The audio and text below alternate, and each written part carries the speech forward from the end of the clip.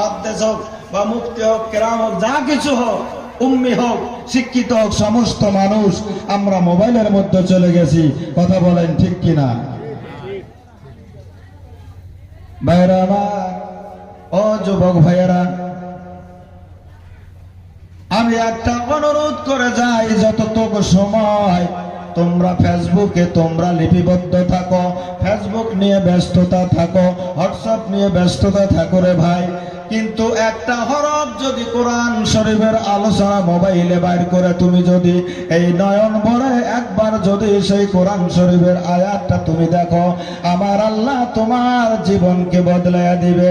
জোরে বলেন সুবহানাল্লাহ। সুবহানাল্লাহ। ঠিক কিনা? সত্যি করে কন্ত, আমরা বুড়া হই, মাডা হই, মাওলানা হই, মুহাদ্দিস হই, পীর হই, যত কিছু হই, আজকাল জামানায় মোবাইল নিয়ে ব্যস্ততা থাকি কি থাকি না? বিগত থাকি কি থাকি না? ও বন্ধু আমার, এই মোবাইলটার ভিতরে তামাম পৃথিবী লুকায় আছে, আছে কি নাই? আপনি পাক জবান দিয়ে ইন্টারনেটে যদি যা কিছু চাইবেন তাই আসবো, আসবো না? ভাইরে, আমার আল্লাহ তাআলা তোমাদেরকে এই মগজে একটা মেমোরি দিয়েছেন, এই মেমোরির নাম হলো আকল। জোরে বলেন সুবহানাল্লাহ। আকল অর্থাৎ জ্ঞান। ও বন্ধু, জ্ঞানের দ্বারাই তুমি দেখো আল্লাহ তাআলা আমাকে কেন বানাইলেন, আমি কোথায় ছিলাম, কোথায় আইলাম, আর বা একদিন সময় কোথায় যাব, এই চিন্তা যদি মানুষ করতো রে, মানুষ ইমানদার হইয়া কবরে যাইতো। জোরে বলেন ঠিক কিনা? কোথা হইতে আইলাম গো আমি, কে পায় আমার জগৎ গো স্বামী, সিনার ভাগ্য হইল না আমার, অবুঝ মন আমার, কোন সাধনায় পাইব দিদার। কথা বলেন ঠিক কিনা? বাইরে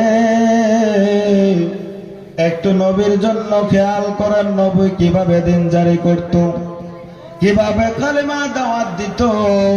কলেমা দাওয়াত দিতে যাইয়া আমার নবী উহুদ পাহাড়ের মধ্যে দুই পাথরের কিনারায় বসে ইহুদিরা, নাসারা, বেদিন, খ্রিস্টানেরা, আবু জাহেলের দলেরা আল্লাহর নবীর দন্দন মোবারক শহীদ করে দিল, তবু আমার নবী আল্লাহকে ভুলেন না।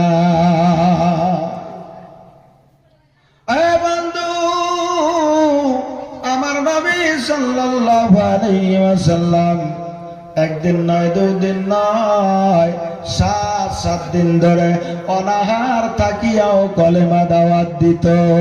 ঠিক কিনা ভাইরে? হঠাৎ করে একদিন নবী আমার খন্দকের যুদ্ধে, খন্দক অর্থাৎ গর্ত খুঁড়ছেন, সাহাবা আজমাইন সেখানে পালায়ন করবে, ইহুদের সাথে কাফেরের সাথে যুদ্ধ করবে। আমার নবী বলেন, ও সাহাবারা তোমরা খেয়েছো বলে না? ইয়া রাসূলুল্লাহ, নবী গো, আমরা আজ 2 দিন ধরে খাবার পাই না। আল্লাহর নবী মনে মনে ভাবে, আরে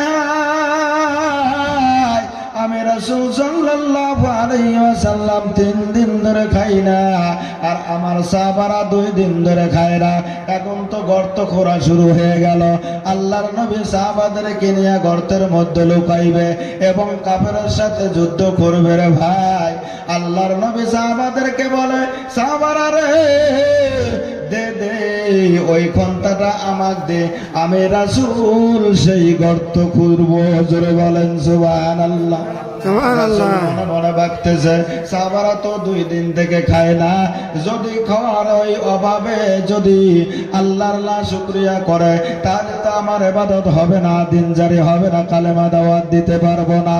আল্লাহর নবী কয়, ও সাহাবা তোমরা ঘুরো না গো, এই পাথর আছে, পাথরটা আমি সবল মারে ভাঙবো। বন্ধু আমার রাসূল যখন সবল মারতে যাইবেন হঠাৎ করিয়া আমার নবীজির জুব্বা মোবারকটা যখন উঠে গেছে রে, সাহাবারা দেখে আল্লাহর নবীর পেটের মধ্যে এমন বড় একটা পাথর বেঁধে রেখেছেন। জোরে জোরে বলেন সুবহানাল্লাহ। সুবহানাল্লাহ। ভাইরা আমার, আমাদের তো কষ্টই নাই, খাবার তো এবেলাও খাই ওবেলাও খাই, কিন্তু আমার নবী 7 দিন ধরে অনাহারে ছিলেন রে।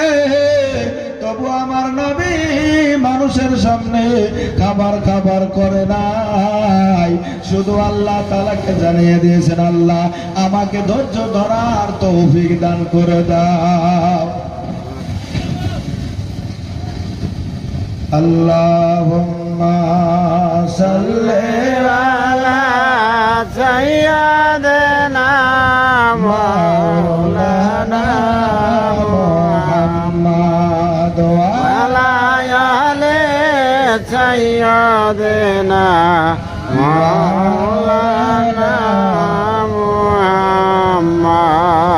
নবী আমার শিরোমণি, নবী আমার জানের জান, সেই নবীকে না পাইলে বাসে না আশিকের প্রাণ।